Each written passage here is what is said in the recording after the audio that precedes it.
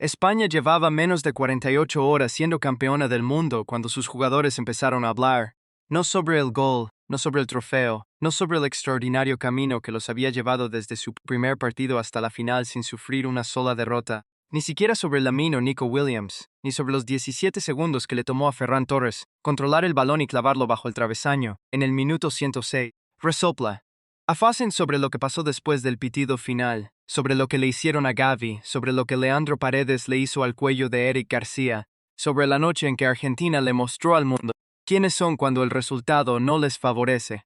El silencio de España inmediatamente después de la final había sido una decisión deliberada, la decisión de dejar que el fútbol hablara primero, de permitir que las celebraciones tuvieran su espacio propio antes de abordar la controversia a su alrededor bajo la mirada completa de la sala de prensa. Ser, como su seleccionador Luis de la Fuente siempre les ha exigido, el equipo que responde a la provocación con serenidad, en lugar de responder al fuego con fuego. Pero la serenidad no es lo mismo que el silencio. Y para la mañana después de la final del Mundial, España hablaba con claridad, con especificidad, y con la autoridad medida de una nación que había pasado 40 días comportándose con la dignidad que la ocasión merecía, viendo a un rival hacer todo lo contrario, y eligiendo el momento correcto para decirlo. Esto es España rompiendo su silencio, y las palabras merecen escucharse por completo. Para entender a qué están respondiendo los jugadores y el cuerpo técnico de España, primero hay que entender lo que realmente ocurrió en ese campo de Nueva Jersey en los minutos posteriores al pitido final de Slavko Vincic. Rodri, el mejor jugador del torneo según cualquier medida disponible, salió corriendo desde el banquillo de suplentes en el instante en que el pitido confirmó la victoria de España. Corría hacia sus compañeros, junto a quienes lo había dado todo durante 6 semanas. Corría hacia la celebración que estos títulos mundiales y un campeonato europeo en los últimos años habían estado construyendo. Corría con la alegría concreta y sin complicaciones de un futbolista en el momento en que todo por lo que ha trabajado se vuelve real. Nahuel Molina no corría para celebrar. Le lanzó un puñetazo al estómago a Rodri mientras el capitán de España pasaba corriendo junto a él. Luego se le encaró, lo golpeó con el pecho. Se quedó parado y lo miró fijamente, a la manera de un hombre que había decidido que el pitido final no era el fin de la contienda, sino el comienzo de otra distinta. Rodri se detuvo, encaró a Molina, gritó, y entonces llegó Eric García, como hacen siempre los compañeros cuando su capitán está siendo confrontado. Y ahí fue cuando la situación se convirtió en algo que el fútbol muy pocas veces ha visto en las secuelas de una final de Copa del Mundo. Leandro Paredes alcanzó a García, lo empujó al suelo, lo agarró del cuello, forcejeó con Gavi hasta tirarlo al césped y le empujó la cara contra el pasto mientras lo sujetaba por el peto de suplente. Gavi cayó, Paredes lanzó golpes. El personal de ambos bandos intervenía físicamente. Lionel Scaloni, el seleccionador de Argentina, jalaba personalmente a sus propios jugadores hacia atrás con la energía desesperada de un hombre que sabe que su plantilla está destruyendo algo que no tienen derecho a destruir. Paredes recibió tarjeta roja. Después del pitido final de una final de Copa del Mundo, un jugador argentino recibió una tarjeta roja por atacar a sus rivales en el campo. Eso nunca había pasado antes en la historia del Mundial. Nunca había pasado antes. La respuesta de España a todo esto en el momento inmediato fue no escalar, dar un paso atrás donde Paredes daba un paso adelante, dejar que el personal hiciera su trabajo y que el caos se resolviera solo, y volver su atención a lo que se suponía que era el motivo de la noche. Pero a la mañana siguiente surgieron las voces, y el mensaje desde el campamento de España fue preciso, unificado, y entregado con el tipo de calma que hace que pegue más fuerte de lo que lo habría hecho la ira. El tema dominante entre los jugadores españoles en las horas posteriores a la final se construyó alrededor de una sola frase que múltiples voces usaron en distintas formulaciones. Argentina perdió la cabeza. Las palabras exactas variaron. El significado exacto no aceptaron la derrota con dignidad. Esa valoración, entregada a medios españoles e internacionales a lo largo de una serie de conversaciones posteriores al partido, no era el lenguaje del agravio, era el lenguaje de la observación. España no reclamaba ser víctima, señalaba algo que podía verse en las imágenes, confirmado por la decisión del árbitro y documentado en la tarjeta roja, mostrada a un jugador después de que el partido ya había terminado.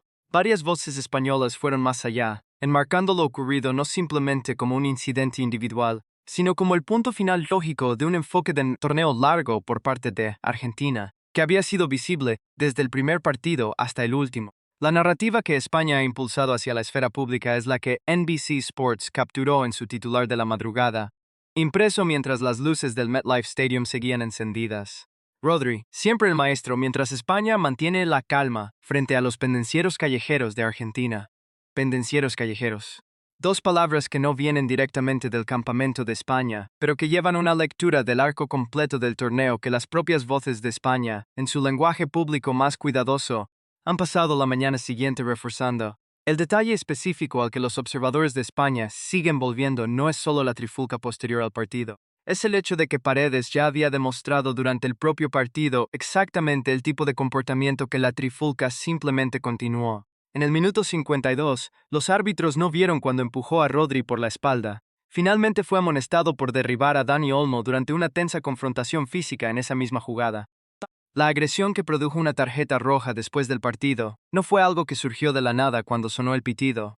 Fue la continuación de 90 minutos en los que Argentina cometió 25 de las 46 faltas totales de la final, en los que el enfoque físico que Íñigo Martínez había advertido antes del pitido inicial se materializó exactamente en la forma que él había descrito. Lo que España está diciendo públicamente ahora es que se prepararon para esto, que las reuniones de equipo de La Fuente, en los días previos a la final, incluyeron la conversación específica sobre cómo se vería el enfoque de Argentina, cómo manejarlo en el campo sin dejarse arrastrar al tipo de confrontación que le daría a sus rivales una ventaja, y cómo mantenerse enfocados en el fútbol que los había llevado invictos a lo largo de 6 semanas de torneo. Esa preparación fue visible en el resultado.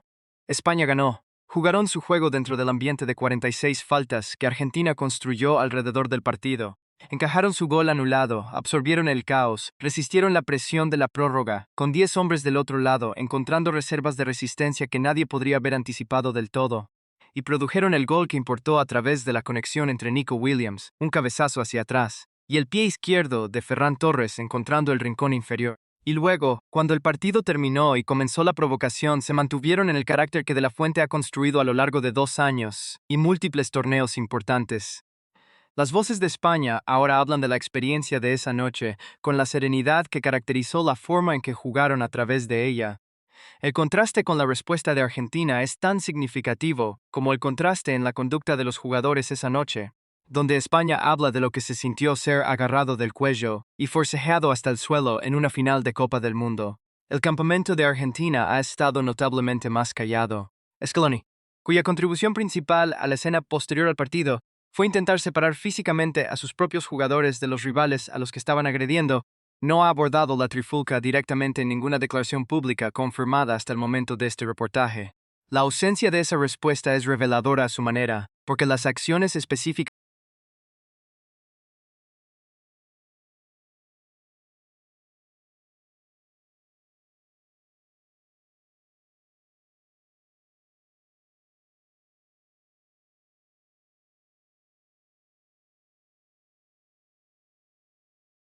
ni justificación contextual, ni argumento de provocación que explique del todo lo que quedó registrado en Nueva Jersey. La FIFA ahora enfrenta una decisión que le dirá al mundo del fútbol algo importante sobre lo que este torneo significó para ella. La Asociación del Fútbol Argentino ya está bajo investigación formal por la pancarta de las Malvinas exhibida después de la semifinal ante Inglaterra. Esa investigación no ha producido un fallo publicado. Ahora, un nuevo conjunto de incidentes, igualmente documentados e igualmente indefendibles, exige atención. La tarjeta roja de Paredes después del partido conlleva consecuencias automáticas, bajo el marco disciplinario de la FIFA.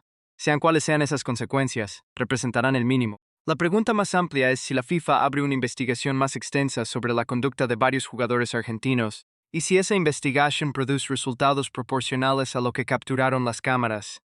Dado el historial de la FIFA a lo largo de este torneo, respondiendo rápido a incidentes que no implican sus propias decisiones y lentamente a los que sí, el mundo del fútbol observa para ver en qué categoría caen los sucesos del domingo. Para España, el proceso administrativo le pertenece a la FIFA. Lo que le pertenece a España es la narrativa de cómo manejaron la noche.